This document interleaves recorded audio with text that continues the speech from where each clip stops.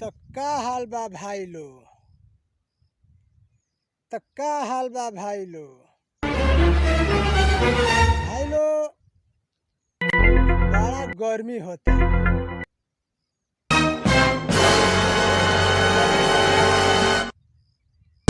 का कहता लो कातना गर्दन में पसेना हो जाता है, बुझाता कि गंजी भीज गई तनकियो मनवे अबुझा जाता गर्मी से मारे। रूमा पर कातना दे सुतर रहनी है, बैठा रहनी है। कहनी है भाई चलो तनी खेता घूमले आई, खेत बोले बनी हम भिंडी उंडी के। कहनी चलो तनी घूमले आई,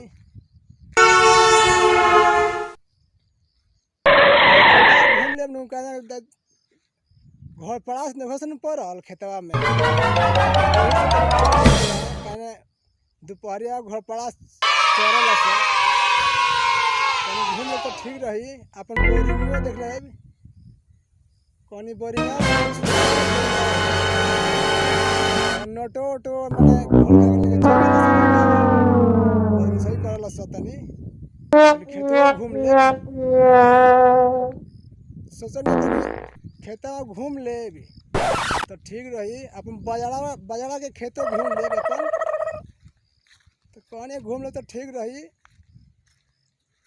बड़ा गर्मी होता भाई लोग देखा तो बोरिंग के मशीन किन ले देख लो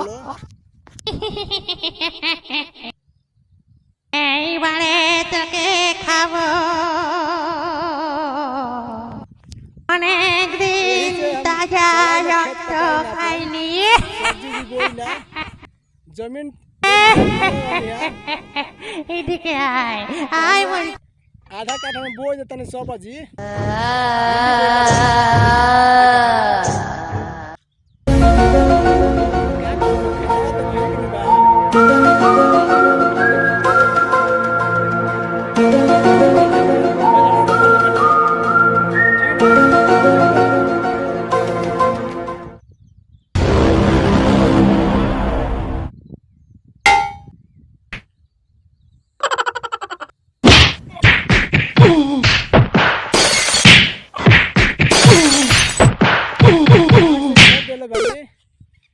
घर पास में जई हो उन्हें हमारा भैंसिया का खाई भैंसिया लगहर बिया 22 लगहर दूध खूब पी ना। बाकी देहिए में हमारा लगबे न करे खूब खिया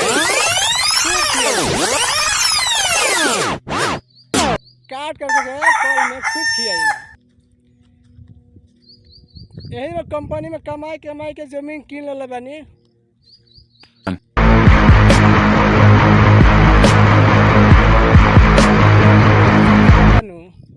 चलो भाई लो कहनिया चलो तनी खेता घूमने तो ठीक रही। कोनो खेता हम पड़ल लिख सुनू चारों ओर घेर दिले बनी हम देख लो।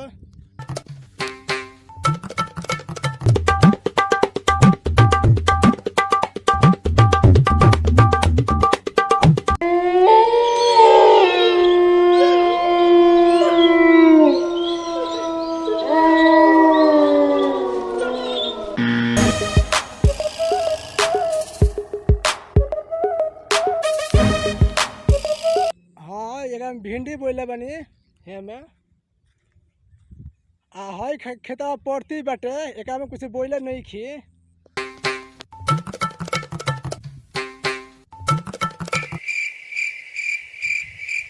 कहनी एक में क्या बोए के बाटे एक में कुछ माने गेहूं रोप देव गेहूं माने बो देव।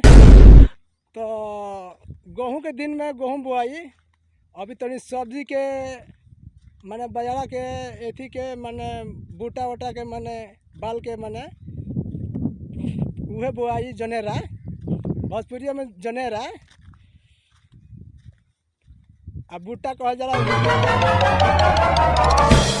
एथी के भुट्टा कहल जाला। भुट्टा बोआई खेता हम परती कर दिले बानी केहू एगो कहला सा दे अपन खेतवा भाड़ा पर कहनी ले लो बातचीत भइल है कहनी दे दिह 5,000 रुपया दे दिह अपन ले लिया साल भर खातिर।